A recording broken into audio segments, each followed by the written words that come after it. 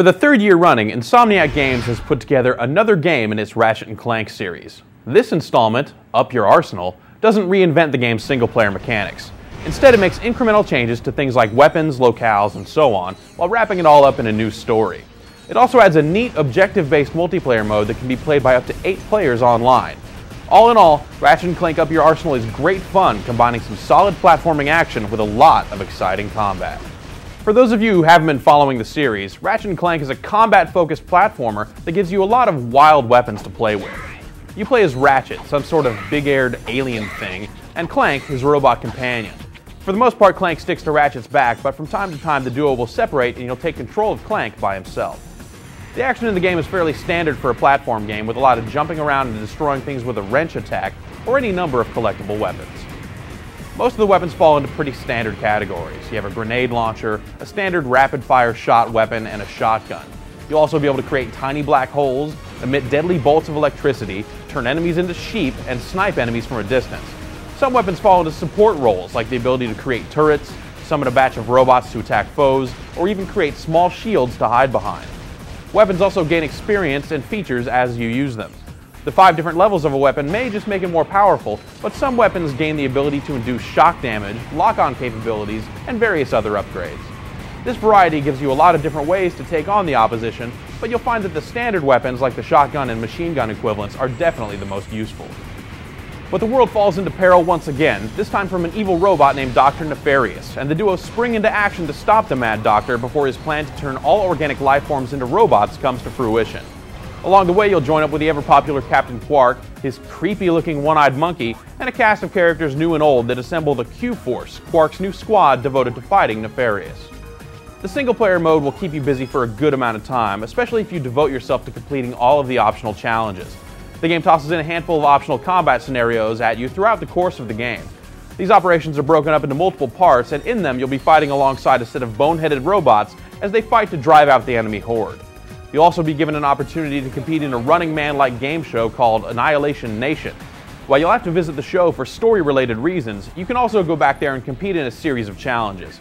These missions may be optional, but they're pretty fun, and more importantly give you a lot of bolts, which is the currency used to purchase things like new armor and weapons. While the single player feels at times like a mission pack for Ratchet and Clank 2 instead of an entirely new adventure, the all-new development efforts clearly went into Up Your Arsenal's multiplayer component. Multiplayer allows you to play games in 3 different modes: Deathmatch, Capture the Flag, and Siege. Deathmatch and Capture the Flag are pretty much what you would expect. Siege, however, is a bit more involved. Essentially, it's a smaller scale take on Unreal Tournament 2004's Onslaught mode, and the game gives each side a base and populates the rest of the map with a series of neutral nodes. Capturing these nodes, which is done by using your wrench to turn a gigantic bolt at the center of each node, puts that outpost's turrets on your side and also delivers occasional items and vehicles. Plus, you can also spawn from any node that your team controls should you die. The object is to destroy the opposing team's base defenses, make your way inside their base, and eliminate its power source. Doing so ends the game. While Siege mode won't feel too new to players who've played the similar mode in UT 2004, this is the first time such a mode has found its way onto the PlayStation 2. And though it isn't the most logical progression for the series, the multiplayer works well and is pretty fun. You can play multiplayer games either on a 4-way split screen or online with up to 8 participants. Graphically, Ratchet & Clank continues to be a series that brings out the best in the PlayStation 2 hardware. While some of the game's more extreme explosions cause noticeable slowdown, the game usually stays right up around the 60 frames per second mark, delivering nice, smooth action. The character models all look great, and in the game's cutscenes, they animate and express very, very well. The game's bright, colorful look permeates each of its environments, and generally speaking, the game looks absolutely superb from top to bottom. The game also has support for widescreen displays and progressive scan setups, which enhances the look of the game a bit. Up Your Arsenal does a superb job with its sound effects. Many of these effects are returning from the previous games, but the weapon sound effects have a great amount of punch to them, making them sound even more powerful than some of them really are. The cutscenes are heavy on the voice work, and the actors and actresses doing lines for the game all do some excellent work here, which really helps to make the game's story more entertaining.